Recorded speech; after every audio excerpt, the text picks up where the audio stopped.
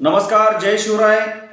कायद्याचं बोला या आपल्या यूट्यूब चॅनेलवरती मी संतोष जाधव आपल्या सर्वांचं सहर्ष स्वागत करतो. मित्रो, भारतीय दंड संहिता 1860 मधील काही महत्त्वपूर्ण तरतुदींचा आपण गेले आठवडाभर अभ्यास करीत आहोत. आज आपण सार्वजनिक प्रशांततेच्या अपराधांविषयी चर्चा करणार आहोत.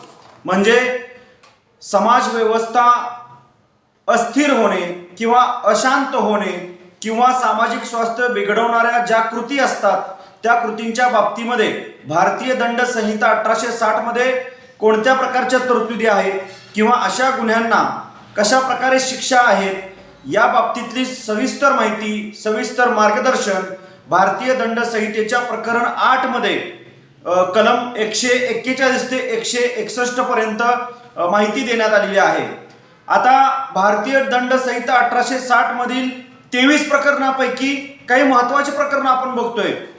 आत्ताचं जे प्रकरण आपण हातामध्ये घेतलेलं आहे मित्रांनो, हे प्रकरण सर्वसाधारणपणे नेहमीच आपल्याला आपल्या सार्वजनिक जीवनामध्ये त्याची चर्चा ऐकायला मिळते किंवा अशा प्रकारच्या नोटीस, सूचना गृह विभागाकडून, पोलीस स्टेशनकडून या बाबतीतल्या वारंवार निवडणुकीच्या काळात असेल किंवा सार्वजनिक उत्सव असतात, सण समारंभ असतात, अशा काळामध्ये किंवा एखाद्या विशिष्ट प्रसंगामध्ये शासनाच्या वतीनं, सरकारच्या वतीनं, गृह विभागाच्या वतीनं, पोलीस खात्याच्या वतीनं ज्या सूचना दिल्या जातात त्या सूचना सर्वांना लागू असतात. आपल्याला कदाचित नेहमी समाजकारणात वावरणाऱ्या, राजकारणात वावरणाऱ्या लोकांना त्याची कल्पना असते, पण सर्वसामान्य लोकांना मात्र याची कल्पना नसते. आणि जर अशा प्रकारचा एखादा आदेश लागू असताना नकळतपणे आपण त्या कृतीच्या आजूबाजूला जरी उपस्थित असलो तरी आपलं तिथं नाव येतं आणि आपल्यावर विनाकारण अपराध लादला जातो. अर्थात तो कायद्याच्या कसोटीवर टिकत नाही. आपण त्याच्यातून मुक्त होऊ शकतो, सबळ पुरावे आपण देऊ शकतो, पण तोपर्यंत बराच वेळ निघून गेलेला असतो आणि आपल्याला त्या कायद्याच्या चौकटीतून मात्र जावंच लागतं, निर्दोष सिद्ध करावंच लागतं. त्यामुळं ह्या भावी अडचणींना सामोरं जायची वेळ येऊ नये म्हणून आपल्याला सार्वजनिक अशांततेच्या बाबतीतील अपराधांची माहिती असणं अत्यंत आवश्यक आहे. आता सार्वजनिक अपराध म्हणजे बरेच प्रकारचे आहेत, पण त्यातला आज एकच टॉपिक आपण बघणार आहे. आता अर्थात त्याचं टॉपिकचं नाव आहे बेकायदेशीर जमाव. तुम्हाला माहिती असेल की निवडणुकीच्या काळामध्ये 5 पेक्षा अधिक व्यक्तींनी एकत्र येणं कायद्याने प्रतिबंधित करण्यात आलेलं असतं किंवा सण समारंभ उत्सव असतात अशा काळात जिल्हाधिकाऱ्यांना दिलेल्या विशेष अधिकाराचा उपयोग करून त्यांनी अशा प्रकारचा आदेश पारित केलेला असतो. आता आपल्याला अशा गोष्टींची माहिती असणं अत्यंत आवश्यक आहे. एखाद्या ठिकाणी काहीतरी दंगाधोपा सुरू आहे आणि आपण त्या ठिकाणी काय चाललंय म्हणून बघायला उभा राहतो आणि कधीतरी 4-2 दिवसांनी आपल्याला पोलीस स्टेशनला बोलावणं येतं आणि मग आपल्याला समजतं अरेच्या असं कायद्यानं आज 10-5 माणसं एकत्र येण्याला बंदी होती आणि मला हे माहीत नव्हतं. तर मी पहिल्यांदाच सांगितलेलं आहे की मिस्टेक ऑफ लॉ हे आपल्या भारतामध्ये चालत नाही. मिस्टेक ऑफ लॉ म्हणजे मला कायदा माहीत नव्हता, विधीची चूक. कायदा माहीत नव्हता हे कारण कधीही तुम्हाला पोलीस स्टेशनला किंवा न्यायालयामध्ये सांगता येत नाही. म्हणून आपणच सजग असलं पाहिजे. अशा कृती किंवा अशा घटना जिथं घडत असतात, घडलेल्या असतात, अशा ठिकाणी आपण उपस्थित राहणं किंवा तिथं असणं हे अतिशय विचारपूर्वक असलं पाहिजे.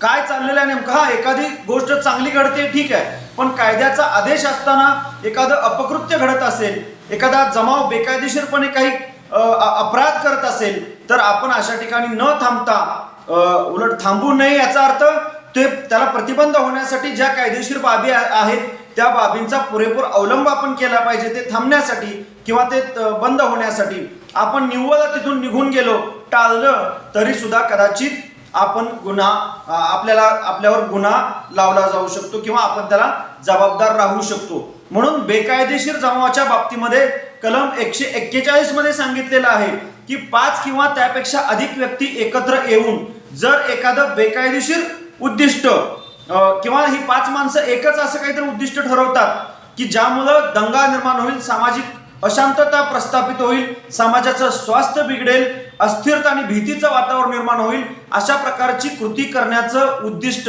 हे 5 लोक ठरवतात आणि त्यामध्ये ते सहभागी होतात, अशा वेळेला हा बेकायदेशीर जमाव आहे असं सांगितलेलं असतं. आता याच्यामध्ये परत 5 महत्त्वाचे टप्पे दिलेले आहेत. पहिल्या टप्प्यामध्ये जेव्हा एखादा सरकारी अधिकारी किंवा कायद्याने ज्याला अधिकार दिलेला आहे अशी व्यक्ती एखादा कार्यक्रम, एखादा उत्सव किंवा एखादं कुठलंही सामाजिक शांततेच्या दृष्टिकोनातून जो आदेश असतो तो आदेश त्यांनी दिलेला असतो, असा आदेश न पाळता त्या आदेशाचं उल्लंघन करून अशा 5 व्यक्ती एकत्र येतात, तेव्हा हा बेकायदेशीर जमाव एकत्र आलेला आहे असं मानलं जातं.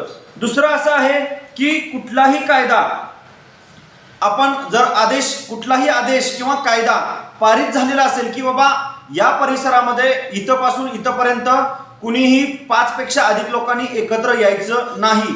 मगाशी मी सांगितलेली कारणं असतात, निवडणुका असतात, सण समारंभ असतात किंवा काहीतरी संवेदनशील बाबी घडलेल्या असतात किंवा कुठंतरी राज्यात देशात एक हिंसाचार झालेला असतो, त्याच्या पडसाद उमटण्याची शक्यता असते.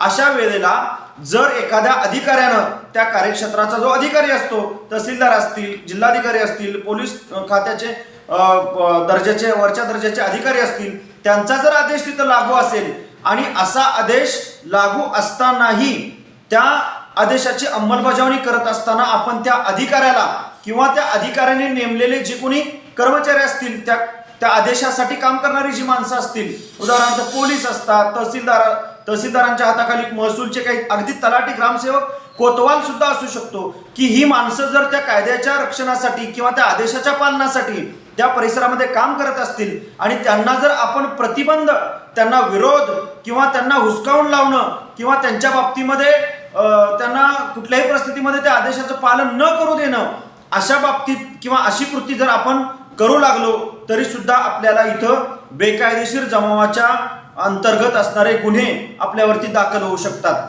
आणखी एक असं आहे की फौजदारी पात्र कृत्य म्हणजे एखादी व्यक्ती काय करते, जर एखाद्या ठिकाणी एखाद्या व्यक्तीची मालमत्ता त्याला हस्तगत करायची आणि त्याला माहिती आहे की मला हे एकट्याला नाही जमणार आहे, तर तो काय करतो, इतर 4 लोकांना घेऊन जातो. 4 म्हणजे एकूण 5 व्यक्ती झाली, 5 किंवा 5 पेक्षा अधिक व्यक्ती जर एखादी मालमत्ता हस्तगत करण्यासाठी ज्याची ती मालमत्ता आहे त्या मालमत्तेच्या मालकाला भीती, दबाव दाखवून किंवा दडपण निर्माण करून तिथं जर ती मालमत्ता हस्तगत करण्यासाठी किंवा ती कब्जात घेण्यासाठी जर अशा प्रकारचा दबाव आणला जात असेल तर अशा सुद्धा अजून काय सांगता येईल की एखादी व्यक्ती नेहमीच्या मार्गाने जाते, एक रस्ता असतो समजा शेताकडे जाणारा असतो किंवा आणि काय असतं, तर त्या रस्त्याला जाणीवपूर्वक तो कायमचा रस्ता असूनही त्या रस्त्याला जर 5 पेक्षा अधिक व्यक्तींनी एकत्रित येऊन त्या व्यक्तीचा मार्ग बंद केला, जाणं येणाऱ्यांचा मार्ग बंद केला, 5 पेक्षा अधिक व्यक्ती असल्या पाहिजेत, तरी सुद्धा तो बेकायदेशीर जमाव आहे असंच मानलं जातं. तिसरी शेवटची गोष्ट याच्यामध्ये आहे की आपण एखाद्या व्यक्तीला किंवा अधिकाऱ्याला की जी गोष्ट करायला पाहिजे ती गोष्ट करू देत नाही. म्हणजे मगाशी मी जसं सांगितलं की निवडणुकीच्या काळात तलाठी, ग्रामसेवक, कोतवाल किंवा शासनाने नेमलेले सगळे कर्मचारी एखादे कृत्य करण्यास बाध्य असतात, जबाबदार असतात, त्यांना आदेश असतो. पण आपण 5 पेक्षा अधिक व्यक्ती जर त्यांना या गोष्टी करण्यापासून जर प्रतिबंधित किंवा त्यांना अडथळा निर्माण करू लागलो असलो तरी सुद्धा तो 5 पेक्षा अधिक व्यक्तींचा जमाव हा बेकायदेशीर जमाव मानला जातो. दुसरी अशी गोष्ट की जी गोष्ट करायला नाही पाहिजे, आता मी करण्याबद्दल सांगितली, म्हणजे करायला पाहिजे होती पण आपण करू दिली नाही, पण जी गोष्ट करायची नव्हती, म्हणजे उदाहरणार्थ एखाद्या व्यक्तीनं 5 पेक्षा जास्त लोक त्याच्या जीवाला धोका उत्पन्न करण्यासाठी आलेले आहेत किंवा त्याची मालमत्ता हस्तगत करण्यासाठी आलेले आहेत. आता असं असलं तरी त्या व्यक्तीनं बेकायदेशीर अपराध करायचं नाही असं त्याच्यावर बंधन आहे किंवा शस्त्र इजा होऊ नये किंवा प्रतिहल्ला करू नये असं त्याच्यावर बंधन आहे. पण जर त्याच्या जीवाला धोका उत्पन्न झाला असेल तर मग तो गुन्हा करण्यास त्याला प्रेरित केलं गेलं ना. 5 पेक्षा अधिक व्यक्ती एकत्र आल्यामुळं त्या व्यक्तीला आता इलाजच नाही झालेला की त्याला काहीतरी प्रतिहल्ला केला पाहिजे आणि मग त्याच्या हातून जेव्हा असं एखादं कृत्य घडतं तेव्हा त्या बेकायदेशीर जमावानं हे कृत्य करण्यास भाग पाडलं असं समजून त्या जमावाला बेकायदेशीर जमाव असं म्हणलं जातं. आता 142 जे कलम आहे, आता आपण 141 बघितलं, 142 जे कलम आहे त्याच्यामध्ये बेकायदेशीर जमावाचा घटक असण्याबाबतीत मार्गदर्शन केलेलं आहे. आता बेकायदेशीर जमावाचा घटक आता 5 लोक समान उद्दिष्ट ठरवून एकत्र येतात, कायदा मोडून एकत्र येतात, तेव्हा तो बेकायदेशीर जमाव ठीक आहे. पण आता बेकायदेशीर जमावाचा घटक जे मी प्रस्तावनेमध्ये मगाशी सांगितलं की काही लोक काहीतरी अपराध करू लागलेले आहेत, दंगा दोपा दंगल काही जे काही चाललेलं आहे, आणि आपण तिथं आपल्याला हे माहीत आहे, आपल्याला जर माहीत आहे की हे कायद्याने बेकायदेशीर घटना घडवायचं चाललेलं आहे आणि हे चुकीचं आहे असं माहीत असताना आपण तिथं थांबवून राहतो, ते बघत बसतो किंवा त्यांना एक प्रकारे मदतच करत असतो. त्यावेळेला आपण सुद्धा त्या बेकायदेशीर जमावाचा घटक समजून आपल्याला असणाऱ्या त्या शिक्षांच्या बाबतीमध्ये विशेषतः 143 मध्ये त्याची शिक्षा दिलेली आहे की अर्थात ती शिक्षा कोणती आहे तर 6 महिन्यापर्यंत असेल इतक्या, म्हणजे 6 महिने जेलवारी आहे. म्हणजे एखादी घटना घडायला लागलेली आहे आणि आपण तिथं काय चाललंय बघूया म्हणून उत्साहानं कौतुकानं तिथं जाऊन उभा राहतो, परंतु आपण अपराधच करत आहोत याची जाणीव आपल्याला नसते. म्हणून खबरदारी घ्या की जिथं दंगा चाललेला आहे तिथं एकतर थांबू नये.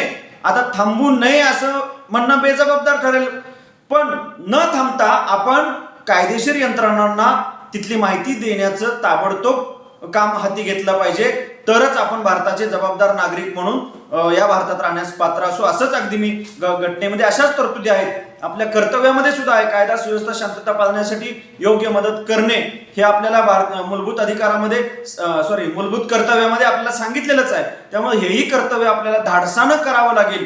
आणि मागच्या वेळी ज्याला आबा गृहमंत्री होते आबा पाटील, त्यावेळेला अपघाताची माहिती देणाऱ्याला प्रोत्साहन दिलं होतं, त्याला विनाकारण चौकशीत अडकवलं जाणार नाही किंवा त्याला विनाकारण त्रास होणार नाही असे आदेश पोलीस खात्याला देण्यात आले होते. अगदी तसंच आता सुद्धा महाराष्ट्रामध्ये विशेषतः की अशा प्रकारची माहिती पुरवणाऱ्याला कुठल्याही बाबतीत, खरी माहिती पुरवणाऱ्याला कुठल्याही बाबतीत त्रास होणार नाही याची दक्षता घेतली जाते. त्यामुळे न घाबरता अशा घटनांची माहिती आपण कायदेशीर यंत्रणांना ताबडतोब कळवली पाहिजे. आता कलम 144 आहे, प्राणघातक हत्यारांशी सज्ज होऊन बेकायदेशीर जमावात सामील होणे. आता सर्वसाधारणपणे तुम्ही नेहमीच वाचता की बेकायदेशीर जमाव 144 लागू, कलम 144 लागू. नेहमी तुम्हाला मेसेज आलेले दिसतात गणपतीमध्ये, दिवाळीमध्ये किंवा सण उत्सवाच्या काळामध्ये कलम 144 लागू, कलेक्टरांचा आदेश असतो. आता ह्याच्यामध्ये 144 मध्ये वैशिष्ट्य काय आहे की ह्याच्यामध्ये धारदार शस्त्र किंवा प्राणघातक शस्त्र, काठी असेल, चाकू असेल, सुरा असेल, तलवार असेल, पिस्तूल, बंदूक किंवा ज्या वस्तूंनी व्यक्तीला इजा होऊ शकते, गंभीर दुखापत होऊ शकते किंवा मृत्यू ओढवू शकतो, अशा प्रकारच्या कुठल्याही घातक वस्तू घेऊन त्या जमावामध्ये सहभागी होणं ही सुद्धा कायद्यानं अतिशय घातक किंवा कायद्यानं प्रतिबंधित करण्यात आलेली गोष्ट आहे. त्याला अपराधच असं मानलं जातं. म्हणून आपण कोणत्या वेळी काय करत आहोत याची जबाबदारी, याची जाणीव आपल्याला असणं गरजेचं आहे. आता याच्यामध्ये 145 कलमामध्ये सांगितलेलं की बेकायदेशीर जमावाला पांगवण्याचा आदेश असल्याचे माहीत असूनही त्यात सामील होणे किंवा थांबून राहणे. मी मगाशी थोडं हे सांगितलेलंच, आता थोडक्यात सांगतो की आपल्याला माहिती आहे की बाबा कलम 144 लागू आहे आणि तरी सुद्धा आपण काय करायला लागलो की ते बघतच उभा राहिलो. आपल्याला माहिती आहे की हे इथं आदेश आहे बाबा, याच्यामध्ये नाही थांबायचं आपल्याला, तरी पण आपण बघूया की काय होतं म्हणून बघत उभा राहतो, बसतो. त्यावेळेला आपण सुद्धा त्या जमावातलाच एक घटक बनतो आणि आपल्याला त्यासाठी शिक्षेला पात्र व्हावं लागतं. दंगा करणे 146 कलम आहे. आता दंगा करणे म्हणजे काय, सार्वजनिक ठिकाणी विनाकारण मोठमोठ्याने आवाज, अश्लील बोलणे किंवा बलप्रयोग, धक्काबुक्की करणे किंवा हाणामारी करणे, मारामारी करणे, याला दंगा करणे असं म्हटलं जातं. अर्थात त्याला सुद्धा शिक्षा आहे 2 वर्षापर्यंत कारावास किंवा द्रव्यदंड. आता 148 काय सांगतं की प्राणघातक हत्यारानिशी सज्ज होऊन दंगा करणे. आता नुसता दंगा 146 मध्ये, पण 148 मध्ये प्राणघातक हत्यार म्हणजे आपलं मगाशी म्हटलं तसं कुठलं तरी एक हत्यार की ज्यामुळे प्राणावर, जीवाला धोका पोहोचू शकतो असं शस्त्र हातामध्ये घेऊन जर तुम्ही सार्वजनिक जागी फिरत असाल किंवा काही आदेश असताना त्याचं उल्लंघन करत असाल तर तुम्हाला कायद्याने शिक्षा ठरलेली आहे. 149 मध्ये काय आहे की समान उद्दिष्ट साध्य करण्यासाठी केलेल्या अपराधाबद्दल बेकायदेशीर जमावाचा प्रत्येक घटक दोषी असणे. आता 5 पेक्षा अधिक लोक, बेकायदेशीर जमावामध्ये 5 पेक्षा अधिक लोक आहेत. आता ही 5 पेक्षा अधिक लोक जर एकाच विचारावर एकमत होऊन जर काही प्राणघातक शस्त्र हातामध्ये घेऊन जर तिथं वावरत असतील तर आपण त्या ह्याच्यातला समजा एखाद्याकडे शस्त्र आहे 5 पैकी आणि एखाद्याकडे नाही, तर त्याला त्या 5 मधलाच तो भाग असल्यामुळं ज्याच्या हातात शस्त्र नाही किंवा तो त्या घटकाचा भाग असूनही नाही असं म्हणतो, तेव्हा त्याला त्या बेकायदेशीर जमावाचा घटकच आहे असं मानलं जातं. आता 150 ते 160-61 मध्ये अशाच प्रकारच्या थोडा सूक्ष्म फरक असणाऱ्या तरतुदी आहेत, ज्याच्यामध्ये भाड्याने माणसं गोळा करायची आणि त्यांना असं काहीतरी कृत्य करायला भाग पाडायचं, त्यांना फसवून आणायचं आणि चला नुसतं वेगळं दुसरंच काम सांगायचं आणि तिसरंच काम करून घ्यायचं, बेकायदेशीर काम करून घ्यायचं. यासाठी सुद्धा वेगळ्या तरतुदी आहेत.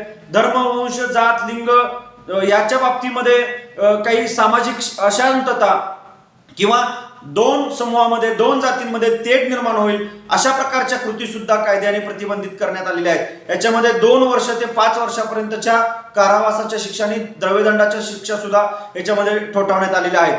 मित्रांनो, कलम 141 ते 161 मध्ये समाजामध्ये अशांतता, अस्वास्थ्य किंवा सामाजिक स्वास्थ्य बिघडवणे, दंगा, मारामारी करणे, शासनाचे आदेश धुडकावून आपण तिथं बेकायदेशीरपणे एकत्र येणे, प्राणघातक शस्त्र हातामध्ये घेऊन एकत्र येणे, ह्या सगळ्या गोष्टी सामाजिक स्वास्थ्यासाठी अतिशय चुकीच्या आहेत. याकरिता भारतीय दंड संहितेमध्ये या तरतुदी केलेल्या आहेत आणि याच्या बाबतीमध्ये मला माहीत नव्हतं हे आपल्याला सांगता येणार नाही. म्हणून अशा घटना ज्या वेळेला घडतात त्यावेळेला आपण एक सजग नागरिक म्हणून आपण या बाबतीमध्ये कायदेशीर यंत्रणांना आपण कळवणं आणि ते थांबण्यासाठी आपण काम करणं हे जबाबदार नागरिक म्हणून आपण हे कर्तव्य पार पाडलं पाहिजे. आपण सगळेजण हे कर्तव्य पार पाडत असाल, पण इथून पुढे आणखी जबाबदारीने हे कर्तव्य पार पाडाल अशी अपेक्षा मी व्यक्त करतो.